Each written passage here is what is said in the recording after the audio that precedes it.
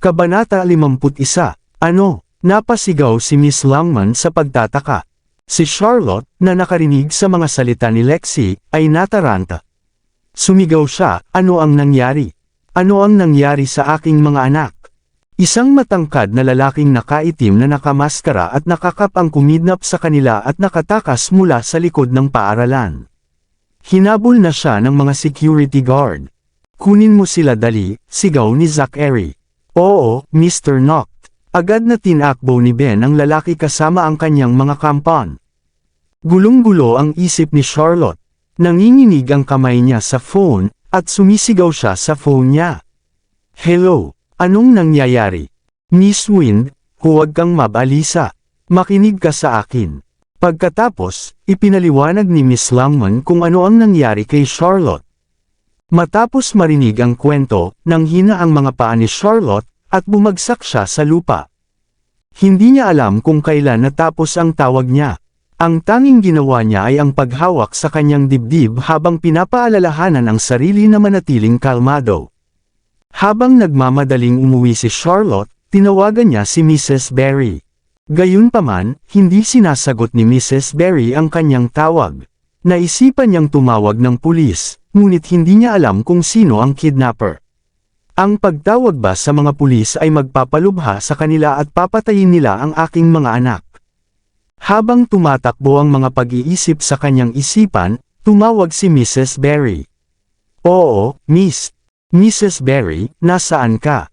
Nasa bahay ako. Miss, may sasabihin ako sa iyo ng magandang balita, si Fifi.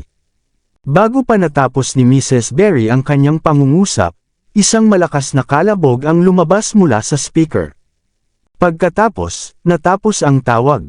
Mrs. Berry, Mrs. Berry, nasa bingit ng mental breakdown si Charlotte habang sinisigawan niya ang driver ng taxi, Mr. Pakibilasan. Anong sinusubukan mong gawin? Itinutok ni Mrs. Berry ang wallis sa lalaking nakaitim na nanginginig ang mga kamay. Anong ginawa mo sa kay Jamie at Ellie ko? Inihagis ng lalaki ang dalawang nakatali na bata sa sopa. Malakas na umiiling si Jamie habang umuungol, sinusubukang makatakas si Mrs. Berry.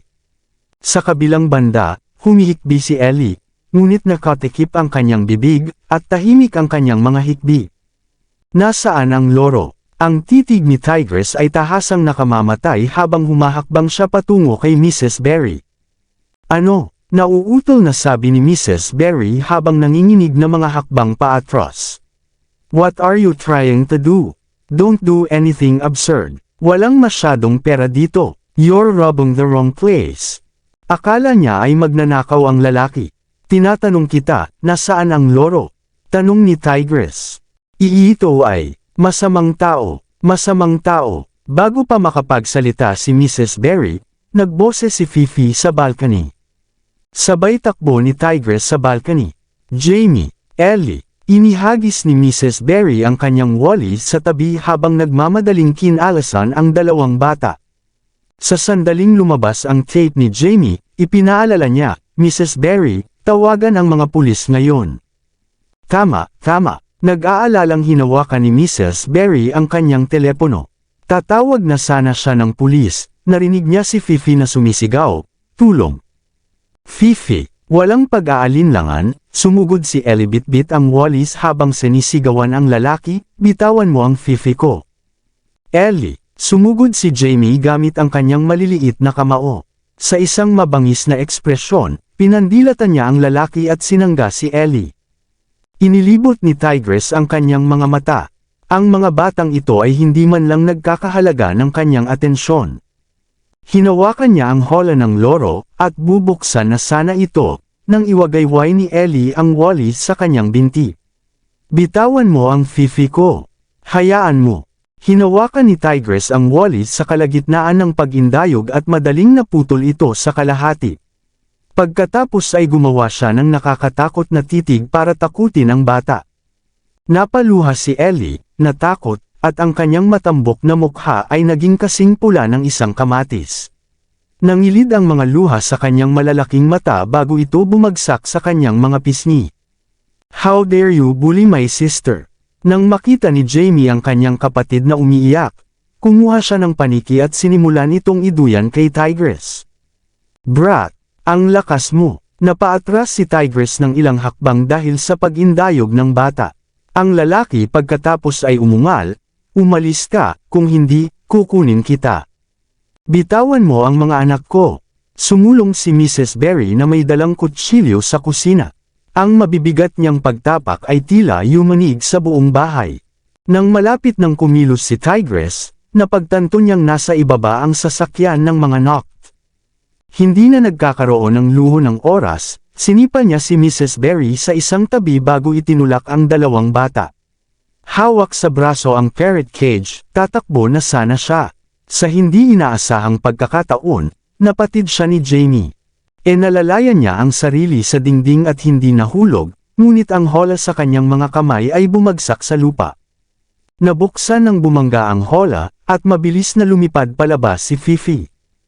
"Hoy!" Sinubukan ni Tigress na agawin ang ibon, ngunit isa lamang sa mga balahibo nito ang nakuha niya. "Lahat kayo ay humarang sa akin." Napasigaw si Tigress habang sumasabog ang galit sa kanya. Akmang sasalakayin na niya ang mga ito nang mamataan niya ang maliit na silver box sa hola. Ito ay ang kahon na may chip. Tulad ng isang regalo, ang kahon ay may isang bilog na pink na laso sa paligid nito.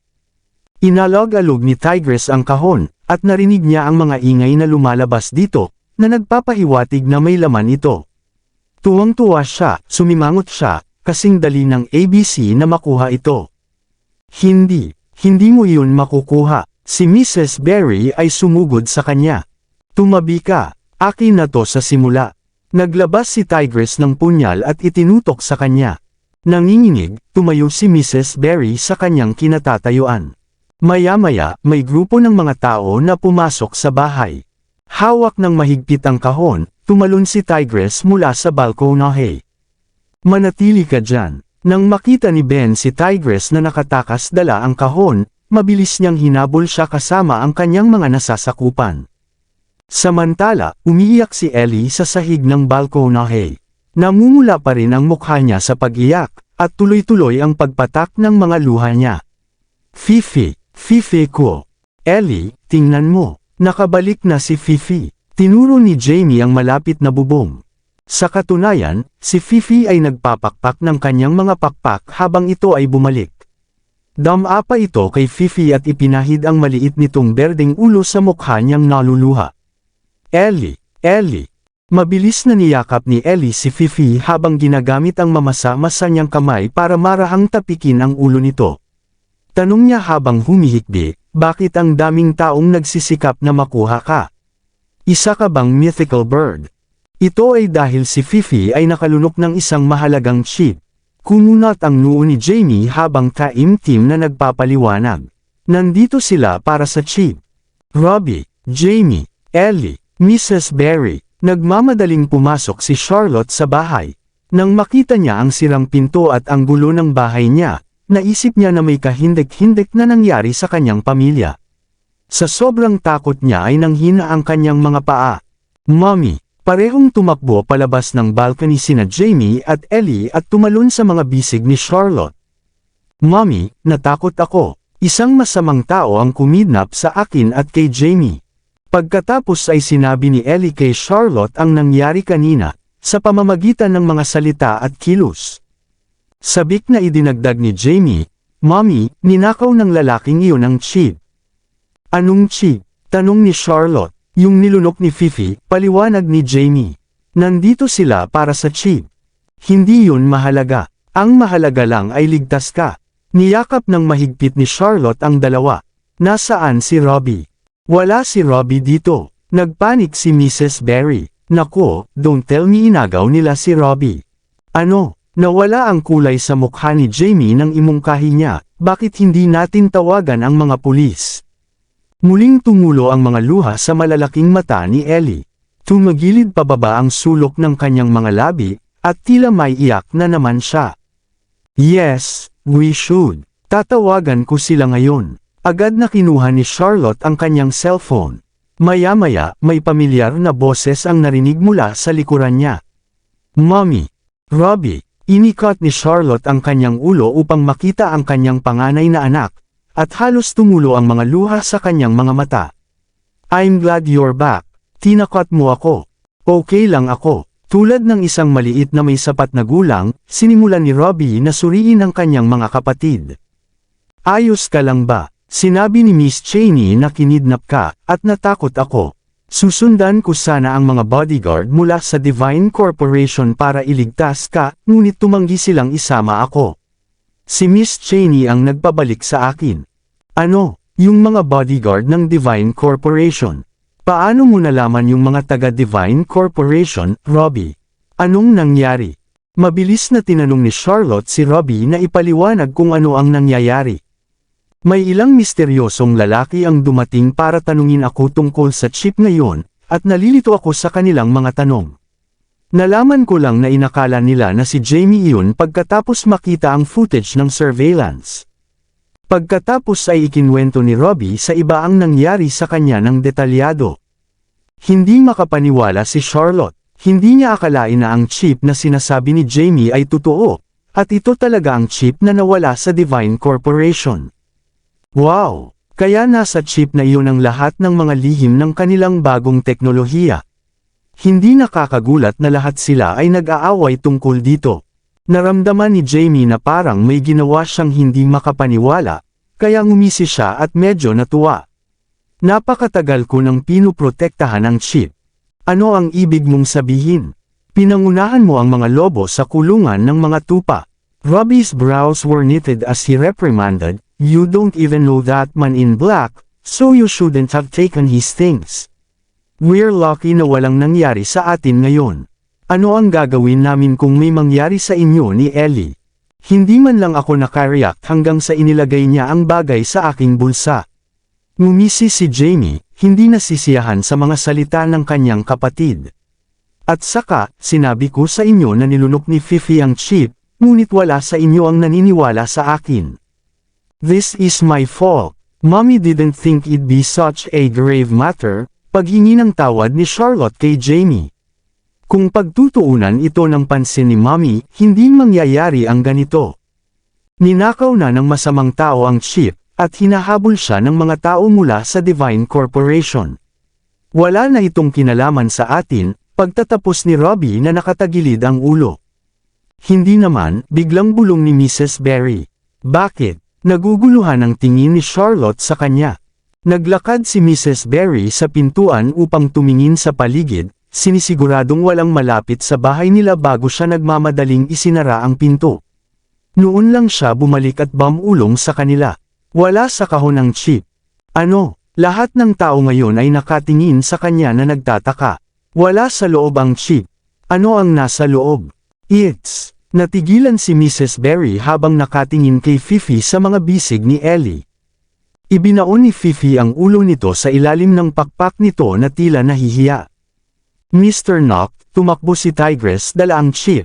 Hinahabol namin siya ngayon, ulat ni Ben habang dinadala niya ang kanyang mga tauhan upang tugisin si Tigress.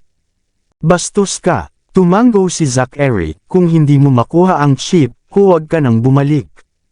Oo, Mr. Knock. Kumaway-kaway, inutusan ni Ben ang mga bodyguard, kahit mamatay tayo ngayong gabi, kailangan nating ibalik ang chip. Babawiin natin ito kahit mamatay tayo. Patuloy na sinusubaybayan siya ng mga bodyguard ng pamilya Knock at nag-set up ng mga bitag. Mahirap ang pagtakas ni Tigress. Ilang beses, malapit nang kunin siya ng Grim Reaper. Gayunpaman, gaano man ito kahirap, nagpatuloy si Tigress. Mahigpit niyang hinawakan ang kanyang layunin, ang ibigay ang chip sa taong kumuha sa kanya. Sa sandaling magtagumpay siya, makakakuha siya ng 100 milyon. Siya at ang kanyang kapatid ay hindi na kailangang mag-alala tungkol sa kanilang pananalapi sa natitirang bahagi ng kanilang buhay. 2:00 ng umaga, pinangunahan ni Ben ang kanyang mga nasasakupan at na-corner si Tigress sa South Castle Shore. Maramihang mga spotlight, pati na rin ang mga baril, ay nakatutok kay Tigress. Sa ikalawang pagtutol niya, magkakaroon siya ng maraming mga butas sa kanyang katawan. Sumigaw si Ben, Tigress, ibigay mo sa amin ang chip, at pakakawalan ka namin. Sa harap ng panganib, nagpasya si Tigress na ipagsapalaran niya ang paglunok ng chip at pagtalon sa dagat. Sa isiping iyon, kinuha niya ang silver box at dali-daling hinubad ang pink ribbon. Pagkatapos ay binuksan niya ang kahon para ilabas ang chip. Ngunit natigilan siya nang makita ang nilalaman. Sa sandaling iyon, ang kanyang ekspresyon ay nagbago mula sa isang tulala hanggang sa pagkagulat bago ang kanyang mga tampok ng mukha ay nabaluktot. Napaawang ang kanyang mga labi, at naluluha ang kanyang mga mata. Bumungad sa kanyang isipan ang bastos na mukha ni Jamie. Napabuntong hininga si Tigress bago siya nagmura ng malakas, "Damn it." Ang buong pamilya niya ay isang grupo ng mga demonyo. Bang! Sa echo ng putok ng baril, binaril ang braso ni Tigress, at nahulog sa dagat ang pilak na kahon. Siya ay humagulgol sa paghihirap, at bago siya natauhan, isang grupo ng mga bodyguard ang sumisid sa dagat para sa chip. Natigilan si Tigress ng ilang segundo bago sumili ang masamang ngiti sa kanyang mga labi. "Zachary, gusto mo ng chip, hindi ba? Enjoy your search for the needle in a haystack." Ito ay katawa-tawa. Pulang-pula ang mukha ni Ben sa galit. "Tigress, mas gugustuhin mong itapon ang chip sa dagat kaysa ibigay mo sa akin. Papatayin kita. Magpadala ng mga diver para kunin ang chip." "Oo, sir." Nanlaki ang mga mata ng mag-anak na may 5 kasama si Fifi at tinitigan ito. "Mrs. Berry, ang ibig mo bang sabihin ay nag-itlog si Fifi?" Si Jamie ay patuloy na kumukurap at nakatitig sa ilalim ni Fifi. "Paano ito mangangitlog? Loro ito, hindi manok." "Hindi lang manok ang nangangitlog." Si Robbie ay nagse-search sa computer na nakasuot ng salamin. "Lahat ng ibon ay nangangitlog. Ngunit hindi ba kailangan mo ng isang lalaki at isang babae para mangitlog? Isa lang ang loro natin sa bahay." Nagulat si Jamie sa balita. "She's a single parent. Paano siya mangitlog? Nagka-boyfriend ba si Fifi nang hindi man lang sinasabi sa atin?" Hinawakan ni Ellie ang ulo ni Fifi at tinanong ito, "Fifi, umamin ka. Nagka-boyfriend ka ba nang hindi sinasabi sa amin?" Boyfriend, ulit ni Fifi. "Ngayon naalala ko na. Ang kapitbahay sa tapat ng bloke ay may loro din. Laging lumilipad si Fifi upang makipaglaro ito," sabi ni Mrs. Berry. "Mrs. Berry, kailan mo nalaman na naglagay ng itlog si Fifi?" tanong ni Charlotte. "Ito ang nangyari," panimula ni Mrs. Berry. "Nilinis ko ang hola ni Fifi kaninang hapon. Nang makita ko ang itlog na iyon, natigilan ako. Nalaman ko mula sa isang programa sa telebisyon na kung hindi ko itago ang itlog, kakainin ito. Kaya, kinuha ko ang itlog, nilinis ito, at itinatago ito. Pagkatapos, naisip kong bigyan ka ng sorpresa, kaya itinago ko ang itlog sa isang magandang kahon. Naisip ko na hindi ko naisip na may laso, ito ay ilang chip." Ang kahon na iyon ay nag-iimbak noon ng chip, bulalas ni Jamie habang nakataas ang kanyang mga braso. "Inilagay ko ito sa mesa sa aking silid dati. Nang makita ko ito sa hola, akala ko ay nasa loob din ng chip." "What a turn of events," bulong ni Charlotte habang tinatapik ang kanyang dibdib. Kung hindi dahil sa iniisip ng lalaking may chip ang kahon, hindi siya aalis ng ganoon kabilis. "Natatakot akong may gawin siya sa inyong lahat. Kung ganoon, dapat nating pasalamatan si Mrs. Berry at Fifi." Magiliw na hinaplos ni Ellie ang ulo ni Fifi. "Mrs. Berry, nailabas ba ni Fifi ang chip?" tinanong ni Charlotte ang pinakamahalagang tanong ng araw. "Hindi." Nakakunot ang noo ni Mrs. Berry habang umiiling. "Pinapanood ko na ito, at hindi pa nito na ilalabas ang chip." Kung ganoon ay masamang balita iyon. Naging seryoso ang ekspresyon ni Charlotte. "Anong masama, Mommy?" Nagtataka na tanong ni Ellie, iniyuko ang ulo sa gilid. "Hindi mo ba gets?" Ang ekspresyon ni Robbie ay naging katulad ng sa kanyang ina habang kinakawag-kawag niya ang kanyang daliri. Akala ng masamang tao na iyon ay may chip ang kahon, at inakala ng mga tao mula sa Divine Corporation na ninakaw niya ang chip, kaya hinabol nila siya. Gayunpaman, malalaman nilang wala na ang chip sa kahon mamaya, kaya so susunduin na naman nila tayo. Sabay na sigaw ni Jamie at Ellie. Sa sumunod na segundo, sumugod si Ellie sa mga bisig ni Charlotte at ibinaon ang kanyang mukha sa kamiseta ng kanyang ina, nanginginig sa takot. Maraming salamat sa lahat ng sumusubaybay. Please subscribe and follow my YouTube and Facebook channel, Filipino Novel. Maraming salamat po. Kabanata 55. Si Mrs. Berry ay tumakbo sa pintuan upang harangan ang pinto gamit ang isang mesa, sa takot na may ibang sumubok na pumasok muli. Sabay takbo ni Robbie sa kusina para magdala ng 2 kutsilyo para kay Mrs. Berry. May isang kutsilyo sa bawat kamay, si Mrs. Berry ay nakatayo sa may pasukan na parang isang anghel ng labanan. Samantala, kinuha ni Jamie ang wallet, mop, at lahat ng maaaring gawing sandata para sa iba pang pamilya. Pagkatapos ay naglabas siya ng mga madre chocks at sinimulang indayog ang mga ito, kinopya ang mga galaw ng lalaking nakita niya sa telebisyon. Ang pamilya ay nakatuon mula ulo hanggang paa bilang paghahanda sa labanan. Gayunpaman, lumipas ang oras, at walang kakaibang ingay na nagmumula sa labas. Nakapout si Ellie habang nanginginig, puno ng luha ang malalaking mata. Huwag kayong matakot, paprotektahan kayong lahat ni Mommy. Niyakap si Ellie, nakipag-usap si Charlotte kay Mrs. Berry. Mrs. Berry, bakit hindi natin tawagan ang mga pulis? Iyan ay isang magandang ideya. Mabilis na pinuntahan ni Mrs. Berry ang kanyang telepono. Sa ngayon, ang aming prioridad ay hayaan si Fifi na tumae sa chip. Naningkit ang mga mata ni Robbie habang nag-analyze na parang detective. Kung hindi, kukunin ng mga pulis si Fifi. Kung tutusin, baka buksan pa nila ang tiyan ni Fifi para hanapin ito. Nang marinig ang mga salita ni Robbie, napaluha si Ellie. Hindi, huwag nilang kunin si Fifi. Huwag nilang buksan ang tiyan nito. Huwag kang matakot, Ellie. Puprotektahan kita, kayo ni Fifi. Agad namang lumapit si Jamie para panasan ang mga luha ni Ellie. Robbie's right. Hayaan muna natin si Fifi na tumain ng chip, bulong ni Charlotte. Pagkatapos, kinagat niya ang kanyang mga labi. Pero maraming araw na ang lumipas, at hindi pa rin nailalabas ni Fifi. Ano ang gagawin natin? Bakit hindi natin subukan ito? Naglabas si Mrs. Berry ng isang maliit na berdeng bote mula sa silid. Ano iyon? Napalingon ang lahat dito. Palagi akong may constipation, kaya binigyan ako ng doktor nito, paliwanag ni Mrs. Berry, na medyo nahihiya. Ito ay gumagana ng mahusay. Kung ganoon, ano pa ang hinihintay natin? Bilasan natin. Kailangan nating bigyan ito ng mas maliit na doses, kung hindi, hindi ito matatanggap ni Fifi.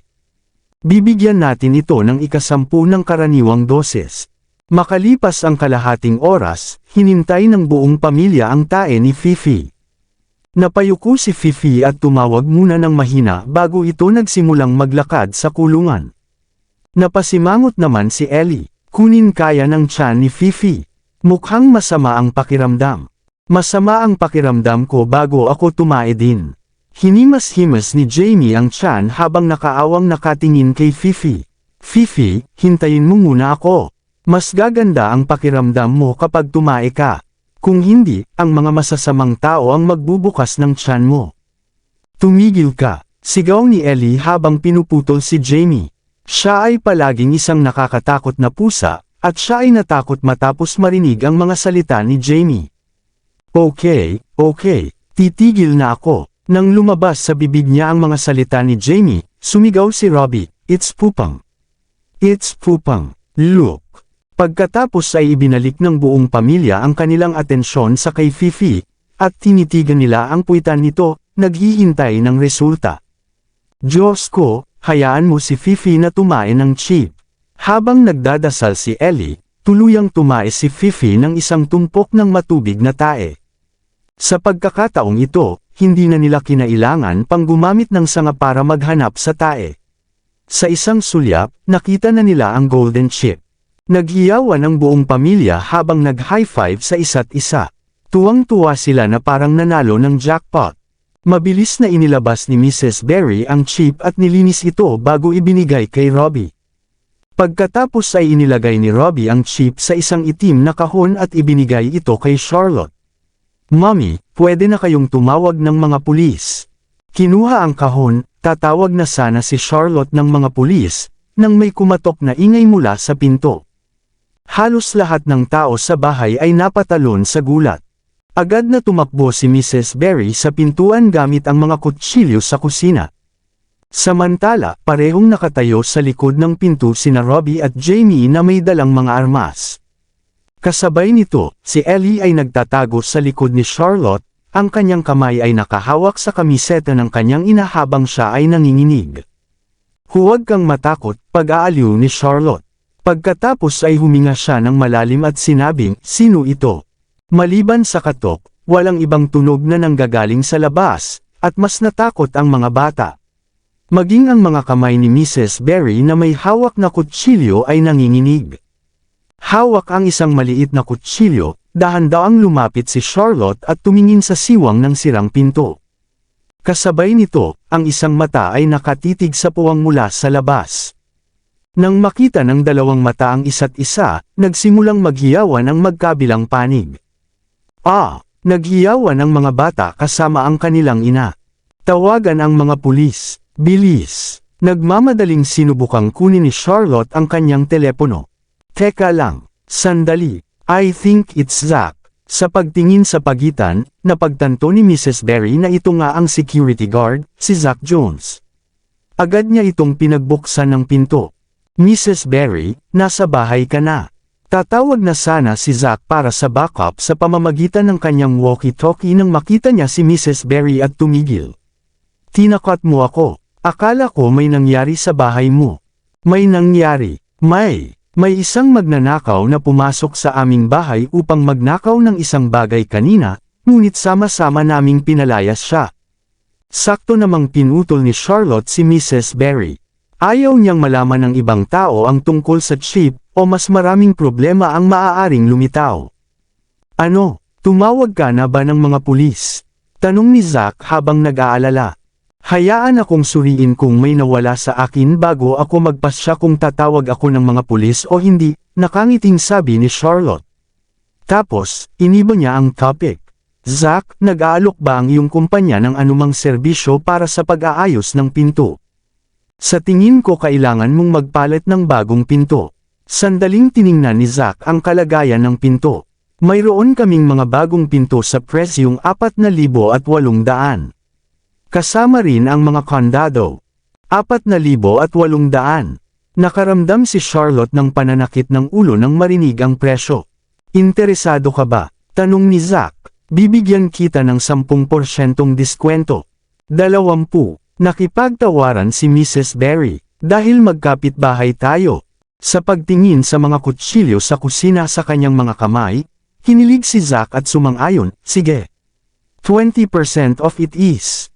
Palitan natin ang pinto ngayon, kung hindi tayo makatulog ngayong gabi," udyok ni Mrs. Berry.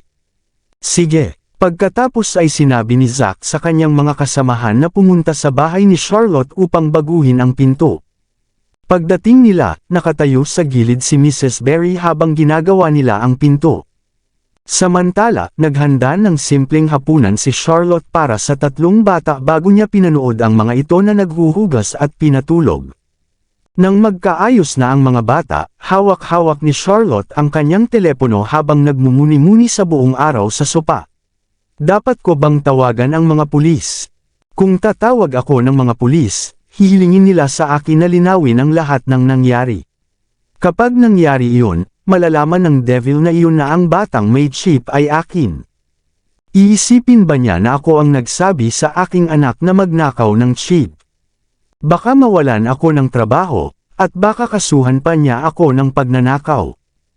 Hindi ko masabi kung kailan magagalit si Diablo.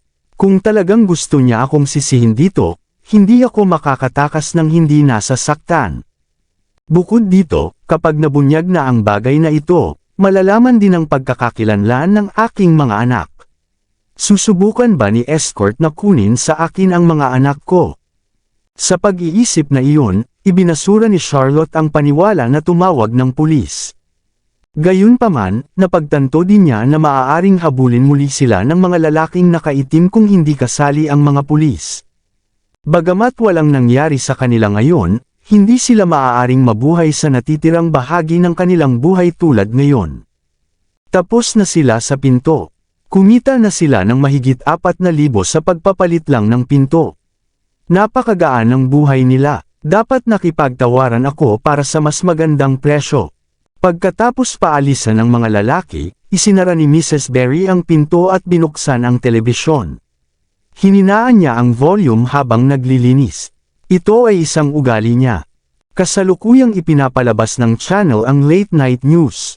Breaking news. 2:30 ng hapon, isang insidente ng pamamaril ang naganap sa South Castle Shore. Isang lalaking sangkot sa pamamaril ang hinihinalang sangkot din sa pagnanakaw ng pinakabagong chip ng Divine Corporation. Nahuli na siya ngayon ng mga pulis. Bago nahuli ang lalaki, itinapon niya ang chip sa dagat. Nakikipagtulungan na ang Divine Corporation sa mga pulis para mahanap ang chip. Pagkarinig ng balita, nagmamadaling pumunta si Mrs. Berry sa harap ng telebisyon habang hawak ang wallis. Kasabay nito, nanlaki ang mga mata ni Charlotte. Agad niyang nilakasan ang volume habang nakadikit ang mga mata sa screen. Isang lalaking nakaitim ang inaresto ng pulis at isinakay sa kotse ng pulis. Bago sumara ang pinto, ngumiti ng mali siya ang lalaki at sumirit, "Magsaya ka sa paghahanap nito. Aaminin ko na talo ako kapag nahanap mo." Nang marinig ang mga salitang iyon, ibinaba ni Charlotte ang kanyang tingin upang tingnan ang chip sa kanyang mga kamay. Sa pagkataranta, bumulong siya, "Nasa akin ang chip." "Bakit sila? Sila ba?" Ang kasuklam-suklam na lalaking iyon ay nagtapon ng itlog ni Fifi sa dagat, kaya ang hinahanap nila sa dagat ngayon ay isang parrot egg. Excited na pagtatapos ni Mrs. Berry. "Miss, tama ako, hindi ba?" "Oo." Pinanood ni Charlotte ang screen, walang imek, habang ang mga opisyal at kalalakihan mula sa Divine Corporation ay nagpadala ng mga diver at submarino upang hanapin ang chip. Sasabog ba sila kapag nalaman nilang nasa akin pa rin ang chip, at ang hinahanap nila ng may pagsisikap ay isang parrot egg? Isang imahe ni Diablo na nawawala ng galit ang lumitaw sa kanyang isipan, at isang lamig ang bumalot sa gulugod ni Charlotte. "Miss, anong gagawin natin ngayon? Tatawag pa ba tayo ng mga pulis?" Nag-aalalang tanong ni Mrs. Berry. "Hayaan mo akong mag-isip saglit." Tinapik-tapik ni Charlotte ang kanyang dibdib sa pagtatangkang pakalmayin ang kanyang naghuhumindig na puso at ipunan ang kanyang mga iniisip. Una, parang nalaman ng lalaking nakaitim na iyon na hindi siya nagnakaw ng chip. Kung hindi, hindi niya sasabihin iyon. Pangalawa, dahil ginagastos ng Divine Corporation ang malaking bahagi ng kanilang resources sa paghahanap ng chip sa dagat at kinasasangkutan ng mga pulis, ibig sabihin ay iniisip nila na nasa dagat talaga ang chip. Sa madaling salita, hindi nila alam na nasa akin ang chip. Napahinto siya bago nagpatuloy, kahit nalaman na ng lalaking iyon ang tungkol sa chip, nahuli na siya. Hindi niya ito sasabihin sa kanila dahil gusto niyang pahirapan sila. Sa pag-iisip na iyon, huminahon ang nanginginig na puso ni Charlotte, at lumuwag ang kanyang nakanit na kilay. Itinaas niya ang kanyang ulo at inihayag, na pagpasyahan kung huwag tumawag sa mga pulis.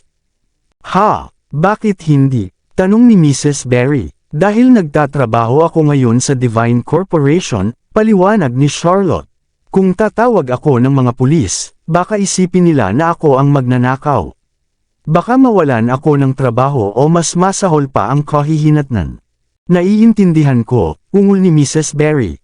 "Miss, kahit anong gawin mo, sinusuportahan kita. Bagaman hindi ako tatawag ng mga pulis, kailangan kong ibalik ang chip na ito sa kanila." Mahigpit na hinawakan ni Charlotte ang itim na kahon at nagdesisyon. "Kapag pumasok ako sa trabaho bukas, palihim kong ibibigay ang chip na ito sa presidente. Sa ganoong paraan, malulutas ang lahat ng problema." "Magandang ideya iyan. Miss, masyado kang matalino." "Mrs. Berry, maaga akong pupunta sa opisina bukas. Pakisabi sa mga anak ko na ilihim ito at hindi nila maaaring sabihin ito kahit kanino." "Oo naman." 4:00 ng umaga lang nakatulog si Charlotte. Kinaumagahan, nagkaroon siya ng maitim na bilog sa mata habang nagmamadali siyang pumasok sa trabaho. Habang papunta siya doon, mahigpit niyang hinawakan ang kanyang bulsa, sa takot na mawala sa kanya ang itim na kahon na may hindi mabibili na chip. Kung napakaraming tao ang nagsisikap ng husto na nakawin ang chip, at ang Divine Corporation ay gagastos ng labis upang maibalik ang chip mula sa dagat, ang chip ay dapat na nagkakahalaga ng isang kapalaran. Pagdating niya sa opisina, nagpalit muna ng uniforme si Charlotte sa security department. Matapos itago ang chip sa kanyang damit, nagpatrolya siya kasama si David. Kakatwa, hanggang sa natapos ang kanyang shift sa tanghali, ang Devils ni Rolls-Royce ay hindi kailanman lumitaw. Si Charlotte ay patuloy na nakatitig sa pasukan, at naghihintay sa kanya, ngunit hindi siya nagpakita. Nagsisimula na siyang mabalisa. Kung hindi siya darating, paano ko ibibigay sa kanya ang chip? Charlotte, what's up with you? Mukhang distracted ka. May naramdaman si David na mali sa kanya. Hindi ba papasok si Mr. Knock ngayon? Tanong ni Charlotte na parang naguguluhan. Tanghali na, pero hindi ko pa rin nakikita ang sasakyan niya. Siya ang presidente, at siya ang mapipili kung gusto niya o hindi na pumunta sa opisina. Isa ka lang security guard. Bakit ka ba nag-aalala na papasok siya sa trabaho o hindi? Nakaramdam ng inis si David sa tanong niya. I'm not. Nagtatanong lang ako. Bago natapos ni Charlotte ang kanyang mga salita, ang Rolls-Royce ay nagmaneho, at mabilis siyang tumakbo. Magandang umaga, Mr. Knock. Si Charlotte ang nagbukas ng pinto para kay Zachary ngayon. Noong unang panahon, ito ay isang aksyon na kinukutya niya. Bumaba si Zachary sa sasakyan at sinulyapan siya bago siya dumiretso sa elevator. Samantala, mahigpit na sinundan siya ni Ben at ng mga bodyguard.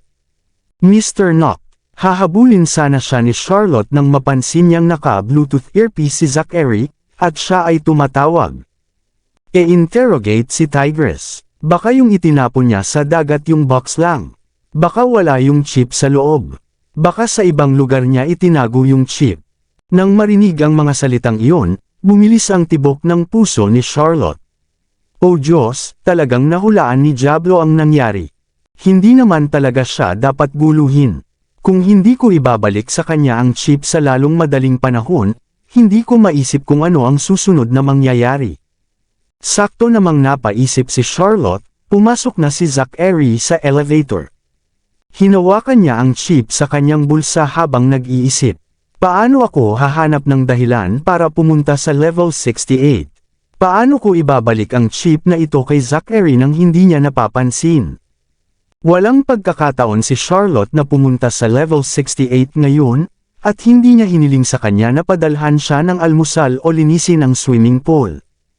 Maaari ko bang ipadala ito sa kanya, o maaari ko bang ipadala sa kanya ang chip kasama ang mga dokumento mula sa ibang departamento? Ngunit ang chip ay napakahalaga. Paano ako magiging pabayad dito? Malalagay ako sa matinding problema kung mawawala ito. Charlotte, nabasag ng boses ni David ang pag-iisip ni Charlotte. Panahon na para magpalit ng shift. Mag-lunch na tayo. Okay, bulong ni Charlotte habang sinusundan si David sa cafeteria na mukhang nalilito. Sa sandaling iyon, naalala niya ang huling pagbisita ni Zachary sa level 27 para sa kanyang pagkain. Baka nandoon din siya ngayon. Walang pag-aaksaya ng isang segundo, agad niyang kinaladkad si David sa cafeteria sa level 27. Ang biglaang paglitaw ng dalawang security guard sa gitna ng mga pulutong ng mga manggagawa sa opisina ay medyo hindi bagay. Hindi komportable si David na nakatayo sa cafeteria. Sa kabilang banda, si Charlotte ay nakasilip sa paligid, naghahanap ng mga palatandaan ni Zachary. Ang mga dati niyang kasamahan sa departamento ng administrasyon ay nagmamadaling umiwas sa kanya. Walang lumapit para makipag-usap sa kanya. Dahil doon, napuno ng pagkabigo ang puso ni Charlotte. Hindi niya maintindihan kung bakit ganito ang pakikitungo nila sa kanya. Charlotte, sa sandaling iyon, isang boses ang naglakbay sa kanyang mga tainga, at inangat ni Charlotte ang kanyang ulo upang makita si Yolanda na naglalakad na may dalang tray. Pwede ba akong umupo dito? Of course. Please take a seat. Mabilis siyang binigyan ni Charlotte ng espasyo. Pagkaupo ni Yolanda sa tabi ni Charlotte, Inabot niya rito ang isang pakete ng yogurt. Kumuha ako ng isa para sa iyo. Salamat. Labis na naantig si Charlotte sa kanyang kilos. Walang problema. Mabait ka sa akin noong nasa administration department ka, nakangiting sagot ni Yolanda. Kamusta ka ngayon, Charlotte? Nasanay ka na ba sa trabaho mo sa security department?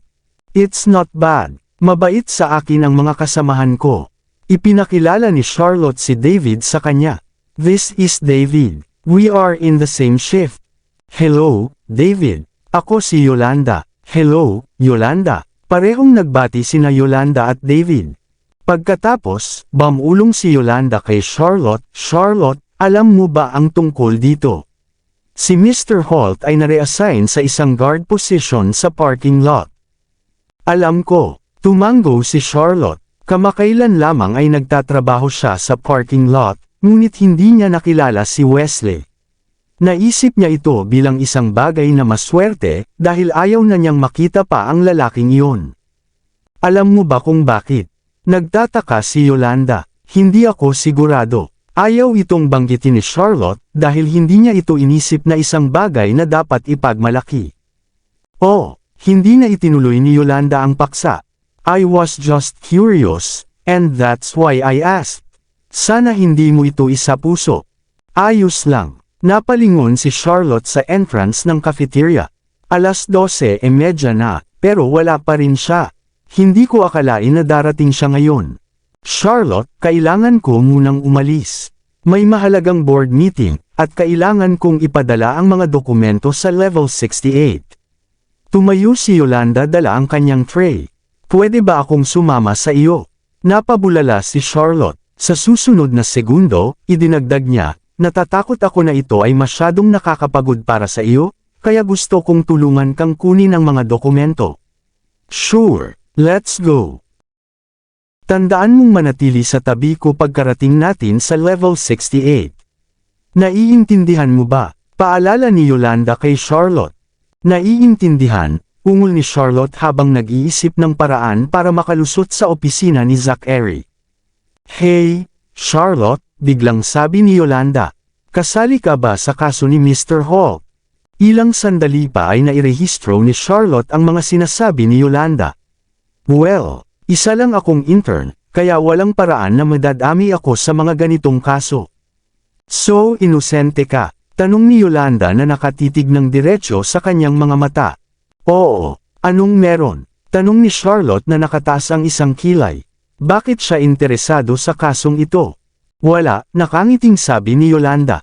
May mga chismis na umiikot na ikaw ang nagdala kay Mr. Holt sa kanyang kasalukuyang sitwasyon, dahil na-assign ka sa Departamento ng Seguridad ilang araw pagkatapos ng kanyang reassignment.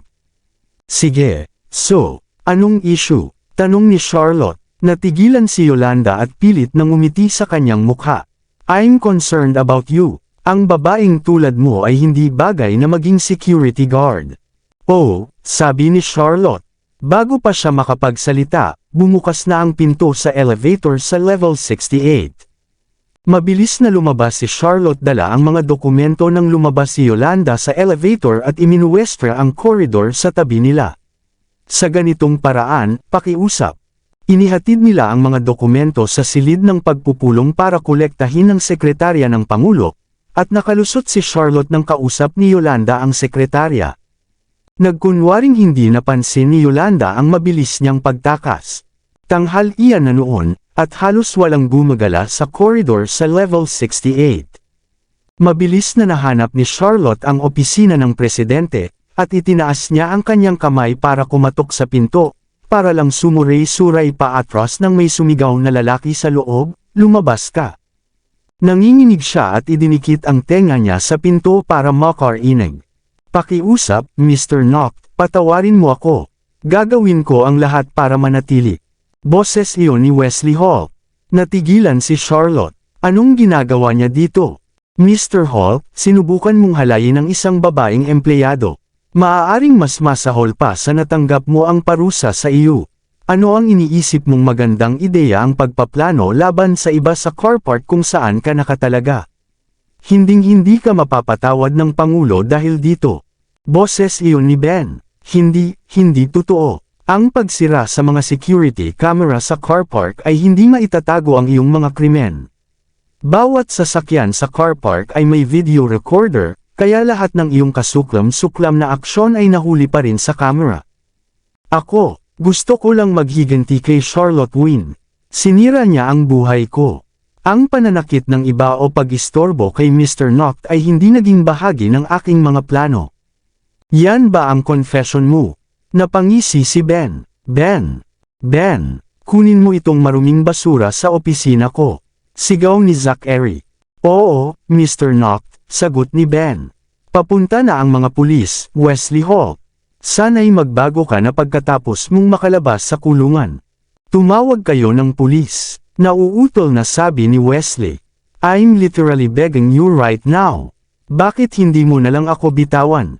Wala kang karapatang tumuntong sa level 68. Nang inig si Charlotte nang maalala niya kung paano sumugod si Hector para iligtas siya mula sa mga nahulog na crate sa car park. Hindi ako makakatayo dito at masaksihan ang showdown na ito kung wala siya sa araw na iyon. Ito ay tila isang kakaibang aksidente sa unang tingin, ngunit ang maayos na salansan ng mga crates ay nagmungkahi ng iba. Kaya, si Wesley noon pa man. I bet hindi niya inaasahan na mahuhuli siya ni Zachary sa akto sa pangalawang pagkakataon. Ilang araw lamang pagkatapos ng insidente, ang mga nasasakupan ni Zachary ay nakalap ng sapat na ebidensya para mahuli si Wesley para sa insidente. Nagbanta si Zachary na sipain si Wesley sa Divine Corporation, at ang huli ay pumasok sa level 68 sa desperadong hangarin na humingi ng tawad sa kanya. Kabanata 60. Ang tunog ng pagkaladkad ng isang tao sa sahig ay halos nakarating sa pandinig ni Charlotte ilang segundo lamang habang hinihila ni Ben si Wesley palabas ng opisina. Tumangging sumuko si Wesley. Mr. Noct, please, ako ang pinakatapat mong manggagawa. Natarante si Charlotte nang ang mga yabag ay papalapit sa pinto, at si Yolanda ay sumugod upang iligtas siya sa sandaling iyon. Charlotte, anong ginagawa mo dito? Hinawakan ni Charlotte si Yolanda sa braso at sinubukang tumakbo para dito, natigil lang sa kinatatayuan nang bumukas ang pinto ng opisina sa likuran niya. Anong ginagawa mo dito? Nagulat na tanong ni Ben. Lumingon si Charlotte upang makita si Wesley na nakasuot ng uniforme ng security guard at nakaluhod sa lupa habang hinihimas ang kwelyo ni Ben. Magulo ang buhok ni Wesley at mukha siyang kakilakilabot na inaabusong aso. Charlotte Wynne, sigaw ni Wesley, nandito ka ba para panuurin akong naghihirap matapos sirain ang buhay ko? Mr. Hall, sabi ni Yolanda, na nagulat sa eksena. Anong ginagawa mo, Mr. Ben? Wala kang kinalaman iyan. Umalis ka. Tumahol si Ben, sabay hila kay Wesley. Ngumisi si Ben at hinila ang kwelyo ni Wesley para kaladkarin siya. Charlotte Wynne, papatayin kita. Biglang sumigaw si Wesley, bumunot ng punyal at sinugod si Charlotte. Sinubukan ni Charlotte na umiwas sa kanyang pag-atake, ngunit may tumulak sa kanya mula sa likuran, dahilan para matamba siya sa lupa. Sinamantala ni Wesley ang pagkakataong ito para maipit siya at itulak ang talim ng kanyang punyal sa kanyang balikat, kaya napasigaw siya ng malakas. Nagsimulang bumuhos ang dugo mula sa kanyang sugat sa lupa nang sumugod si Ben upang supilan si Wesley. Lumayo ka, sigaw ni Wesley, at ikinulong si Charlotte sa isang chokehold at itinutok ang kanyang punyal kay Ben. Lumapit ka pa at gagawin ko siyang bangkay. Tumahimik ka, Wesley, sabi ni Ben. You don't have to do this. Mas lalo mo lang malalagay ang sarili mo sa gulo. Oo, Mr. Hall. Ibaba mo ang iyong punyal, at magiging maayos ang lahat, dagdag ni Yolanda. Anong problema? Bulalas ni Wesley. She's nothing but a slut. You're the ones beat me up, sends me to guard some forgotten place and making me suffer. Ang gusto ko lang ay paghihiganti, at ibinibigay mo ako sa pulis para dyan. Bakit? Nararapat sa iyo ito. Isang malakas na boses ang umalangaw mula sa likuran, na naglalagablab ng galit ni Wesley. Lumabas mula sa opisina ang backlit figure ni Zachary, na parabang isa siyang bathala na bumababa mula sa langit. Napaluhod si Wesley at nakiusap, Mr. Noct, mangyaring huwag mo akong ibigay sa pulis, at sisiguraduhin kong lalayo sa iyo mula ngayon. Pumayag ka lang sa kanyang mga kahilingan, Mr. Noct, sabi ni Yolanda. Nasugatan na si Charlotte. Mamamatay siya kapag tumagal ito. Napapikit si Zachary habang nakatingin kay Charlotte. Noon, nanginginig na si Charlotte na parang dahon. Ang kanyang mukha ay kasing putla ng isang kumot, ngunit pinilit niyang manahimik sa pamamagitan ng pagkagat ng mariin sa kanyang labi. Ang dugo mula sa kanya ay matagal nang nababad sa kanyang itim na uniforme, at ang punyal ni Wesley ay nakaukit na ng madugong bahid sa kanyang puting nyebe na leeg. Ha, parang alam ko na kung bakit mo ako ginaganyan. Dahil sa kanya, di ba? Napangisi si Wesley. Rest assured that I haven't touched her yet. If you let me go, she'll be your forever. Tumangala si Charlotte para salubungin si Zachary sa mga mata ng may panimula, hindi pwede. Wala kang karapatang takutin ako ng ganyan. Putol ni Zachary, na mas malamig pa sa yelo ang boses. Walang inaasahan na sasabihin niya iyon, at isang nakakatakot na katahimikan ang namayani sa koridor. So gusto mo siyang mamatay? Ungol ni Wesley, at idiniin ang punyal sa balat ni Charlotte. Itinaas niya ang kanyang baba at pinilit ang sarili na manahimik, kahit na napuno na ng amoy ng kamatayan ang kanyang mga butas ng ilong.